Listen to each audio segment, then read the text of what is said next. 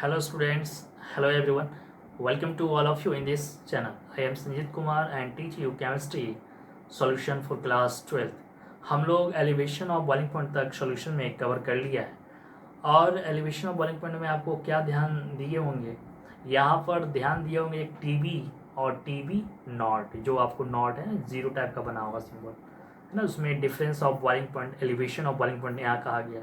अब elevation of boiling point किसको कहा गया, जैसे आपको इसमें टीबी माइनस टीबी नॉट, यानी सॉल्यूशन का जो आपको बॉइलिंग पॉइंट है उसमें हम माइनस करते हैं किसका, आपको सॉल्वेंट का है ना, delta TB equal to TB minus TB naught. तो ये सब ध्यान देना है सिंबल। और यहाँ एक मोलर एलिवेशन कांस्टेंट भी आया था, जिसको आप इब्लियोस्कोपिक कांस्टेंट भी इसमें कहा गया है। तो आपको ये सब रिलेशन है। यहाँ पर मोलैलिटी का भी कंसेप्ट आया, इसमें 1-2 का भी सिंबल आया, इसको 1-2 कहते हैं। और वहाँ पर 1000 से मल्टीप्लाई किया गया मोलैलिटी में, क्यों? क्योंकि वो ग्राम को केजी में करने के लिए थी। ये सब आपको टर्म को थोड़ा सा यहाँ पर ध्यान देना है। अब हम पढ़ेंगे depression of freezing point. Depression of freezing point इनमें सेम एज वैसा ही मिलेगा। और यहाँ पर थोड़ा सा ध्यान देना है कि टी यहाँ पर बॉइलिंग था इससे पहले और इसमें फ्रीजिंग आ रहा है, तो यहाँ पर एफ हो जाएगा, है ना। तो ये भी एकदम मिलता जुलता कंसेप्ट है और इसलिए इसको आप ध्यान से पढ़ें। और फिर इसके बाद हम लोग का जो टॉपिक होगा osmosis and osmotic pressure, colligative properties भी आपका यहाँ पर कवर हो गया है। बस एक लेक्चर आपको मिलेगा तो ऑस्मोसिस ऑस्मोटिक प्रेशर कंप्लीटेड। तो आपको समझिए कि 95% सोल्यूशन आपका कंप्लीट हो गया है। तो अब हो सकता है आपको प्रॉब्लम प्रैक्टिस सेशन मिले न्यूमेरिकल, है ना। तो न्यूमेरिकल सेक्शन को जरूर आप अटेंड कीजिएगा, क्योंकि कंसेप्ट उसी से बिल्डअप होता है। थ्योरी तो एक बेसिक है, लेकिन और बेसिक को स्ट्रॉन्ग बनाने के लिए आपको न्यूमेरिकल सेक्शन को अटेंड करना होगा। और जैसा आप जानते ही हैं कि इस चैनल को आपको सभी तक शेयर करना है और एक लाइक और सब्सक्राइब तो बनता ही है। तो चलिए हम डिस्कस करते हैं डिप्रेशन ऑफ फ्रीजिंग पॉइंट। पिछले लेक्चर में हम लोग एलिवेशन ऑफ बॉइलिंग पॉइंट बात कर लिए थे और मैं थ्योरी के साथ न्यूमेरिकल बता रहा हूँ, जिसका कंसेप्ट जो आपका क्लियर हो जाए, है ना। जो भी उसमें दिक्कत हो थ्योरी में, आपका न्यूमेरिकल बनाते वक्त ही आपका कंसेप्ट पूरा क्लियर हो जाएगा। आज का टॉपिक है हमारा depression of freezing point. Depression of freezing point, तो आइए डिप्रेशन ऑफ फ्रीजिंग पॉइंट देखते हैं। और फ्रीजिंग पॉइंट का सिंपल आपको जो भी डिफाइंड है, किस टेम्परेचर को हम फ्रीजिंग पॉइंट बोलेंगे, है ना। फ्रीजिंग का मतलब क्या होता है, कोई सॉलिड में जमना, है ना, लिक्विड में सॉलिड का जमना। तो जो वेपर प्रेशर जो लिक्विड होता है वो इक्वल हो जाए vapour pressure of solid. Solid का भी वेपर प्रेशर होता है, तभी यहाँ पर आपको कोई चीज़ सॉलिड में हो रहा है। फ्रीजिंग पॉइंट देखिए, डिप्रेशन ऑफ फ्रीजिंग पॉइंट, तो freezing point is the temperature at which vapour pressure of liquid is equal to vapour pressure of solid. देखिए बहुत ईजी। और इसमें भी अब यहाँ पर हम काम क्या कर रहे हैं, जैसे ये है हमारा जो सॉल्वेंट और इसमें नॉन वोलेटाइल हम डालेंगे और ये है सॉल्यूशन। तो सॉल्यूशन का यहाँ पर जो आप बात करेंगे, टेम्परेचर की बात कर रहे हैं, टी यहाँ भी होगा लेकिन यहाँ टी होगा, लेकिन यहाँ पर कौन सा टेम्परेचर की बात करें, फ्रीजिंग। तो यहाँ भी आप करेंगे, यहाँ भी आप करेंगे। तो यहाँ जो सॉल्यूशन का होगा तो सॉल्यूशन का टी एफ की बात करते हैं, लेकिन सॉल्वेंट में हम क्या करते हैं, टी एफ नॉट लगेंगे। अब यहाँ पर फ्रीजिंग पॉइंट में क्या चेंज दिख रहा है, इसमें डिक्रीज़ हो रहा है, डिप्रेशन हो रहा है, यानी नॉन वोलेटाइल सॉल्यूट इसमें डालेंगे तो इसमें क्या हो रहा है, जो सोल्यूशन का जो फ्रीजिंग पॉइंट है वो डिक्रीज़ हो जा रहा है ना, डिक्रीज़ यानी ये कम और ये ज़्यादा। आपको सेपरेट किस में करना है, ज़्यादा में से कम। देखिए ज़्यादा में से ये कम को सेपरेट कर रहे हैं और इस पॉइंट को, इस टर्म को हम क्या बोलेंगे, depression of freezing point. Delta T F हम बात करेंगे, T F not minus T F, है ना। तो ये ध्यान देंगे। और टी एफ नॉट किसका फ्रीजिंग पॉइंट है, सॉल्वेंट का, minus freezing point of solution. बहुत ईजी है, उसमें पिछले लेक्चर में आप बात किए थे, उसी जैसे कंसेप्ट मिलता जुलता है। देखिए when non volatile solid is added to pure solvent its freezing point decreases of solution. अब this decrease in freezing point of solution is known as depression of freezing point. बस इसमें कुछ भी आपको चेंज नहीं है, बस इसमें ऐप का चेंज है। और यहाँ पर उससे पिछले जो लेक्चर में हमने क्या किए थे बॉइलिंग पॉइंट में, यहाँ लिखे थे T B minus T B not.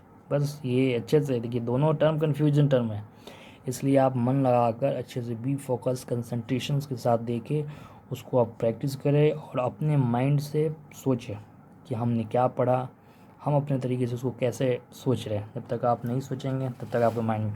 अब फिर वहाँ पर हम बात की थी मोलर एलिवेशन कांस्टेंट, अब यहाँ बात करेंगे मोलर डिप्रेशन कांस्टेंट और क्रायोस्कोपिक कांस्टेंट। उधर बात की थी इब्लियोस्कोपी, और इसमें भी रिलेशन देखिए सेम चीज़ है, डेल्टा टी एफ वहाँ भी था, बी था यहाँ पर एम, तो यहाँ टी एफ हो गया बस, और ये के एफ था उधर पहले के भी था एम। देखिए सेम मिलता जुलता, आपने पहले पढ़ा तभी कितना हेल्प हो रहा है।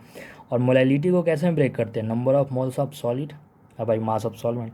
अब फिर number of moles of solid को कैसे ब्रेक करते हैं, है ना, N2, 1 N2, 1 2। मैं बार बार आपको बोल रहा हूँ कि 1 जो है आपको किसको रिप्रेजेंट कर रहा है, सॉल्वेंट, 2 किसको रिप्रेजेंट कर रहा है, सॉलिड। बस ये क्लियर होना चाहिए। देखिए number of moles given mass by molar mass, तो W1 1000 क्यों किया गया, क्योंकि ये ग्राम लेंगे क्वेश्चन में, इसलिए केजी में बदलने के लिए, तो ये आपका ध्यान। और के एफ का यूनिट क्या हो गया, देखिए के एफ क्या है, मोलर डिप्रेशन कांस्टेंट, यहाँ यूनिट बता दिया गया केल्विन, सेम यूनिट है, वहाँ यूनिट में कोई चेंज नहीं है। W2 mass of solid, M2 molar mass of solid, और W1 मास ऑफ सॉल्वेंट, तो इसमें कोई आपको चेंज नहीं है। डिप्रेशन फ्रीजिंग पॉइंट, इससे भी न्यूमेरिकल हम देखेंगे, इसलिए लैंग्वेज है अच्छे से कमांड, है ना। और सॉलिड सॉल्वेंट आप देखे थे फर्स्ट लेक्चर में ही बात की था, आपको लगा होगा कितना सा टर्म ईजी है सॉलिड सॉल्वेंट, लेकिन उसी का गेम यहाँ पर लास्ट तक चल रहा है ना। तो अब हम न्यूमेरिकल बात करते हैं। ये देखिए न्यूमेरिकल, तो न्यूमेरिकल पढ़ते हैं, और इसमें कौन कौन, ये सारे न्यूमेरिकल है, इसमें क्या पूछा गया ये आपको दिख रहा है यहाँ पर, find molar mass of solid, यानी मोलर मास सेम एज पिछले जैसा ही पूछा गया M2, और बाकी चीज़ दिया है या डाटा नहीं है ये हम देखते हैं। 1 gram of non electrolyte solid, आपको मालूम चल गया पहले ही सेंटेंस से कि ये सॉलिड का मास है। देखिए सॉलिड का मास W2। आगे बढ़िए, इन 50 ग्राम ऑफ बेंजीन, मालूम चल गया सॉल्वेंट है। देखिए कितना अब इजी लग रहा है कि नहीं लग रहा है। और फिर देखिए benzene, lowered freezing point of benzene by 0.4 kelvin. अब ये लोअर्ड है, लोअर्ड का मतलब आप पहले भी देखे थे डिप्रेशन, तो जो डेल्टा टी एफ है उसको लैंग्वेज में बोल रहा है लोअर्ड, तो वो वैल्यू आपको दिया हुआ है। डेल्टा टी एफ क्या है, 0.40। आगे बढ़ेंगे, देखिए द फ्रीजिंग पॉइंट और डिप्रेशन कांस्टेंट ऑफ बेंजीन, यानी डिप्रेशन जो फ्रीजिंग पॉइंट दिया है कांस्टेंट के एफ के बारे में ये दिया हुआ है 5.12 केल्विन केजी और पर मोल। अब बोल रहा है find the molar mass of solid. बस देखिए सारे डाटा और दिया है तो सबको पुट कर दीजिए यहाँ पर वैल्यू। देखिए डेल्टा टी एफ है 0.40, और फिर आपको यहाँ पर रखा गया के एफ का वैल्यू यहाँ पर ये रखा गया, और W2 रखा गया 1, और M2 यहाँ पर है, और W1 50, और M2 सबको कैलकुलेशन कीजिएगा तो आपका ये इतना आंसर आ जाएंगे। तो ये आप ध्यान रखेंगे। देखिए आज कितना आपको इजी लगा, तो बाकी आप इसी तरह पढ़ते रहेंगे। इसके बाद हम पढ़ेंगे ऑस्मोसिस, ऑस्मोटिक प्रेशर, और उसके बाद हम लोगों का जो भांटू फैक्टर है। तो ये लास्ट टॉपिक चल रहा है ना, तो आपको ज़्यादा समय नहीं लगेगा, 1-2 लेक्चर में आपको समाप्त हो जाएंगे। तो अच्छे से इसको आप पढ़े और रिवीजन मोड में करें। यहाँ पर आप ध्यान देंगे पिछले लेक्चर में क्या कहा गया, बाकी यहाँ से मिलता जुलता रिलेशन है, इसमें ज़्यादा आपका जो चेंज नहीं है, इसमें ज़्यादा आपको चेंज नहीं मिलेगा, मिलता जुलता चीज़ है बस एफ। लेकिन यहाँ पर थोड़ा सा आपको भी फोकस, उसमें क्या था है ना, उसमें थोड़ा सा चेंज था। तो ये सब आप ध्यान दें, इस क्वेश्चन आते ही हैं। तो चलिए फिर हम नेक्स्ट लेक्चर में आपको बात करेंगे ऑस्मोसिस।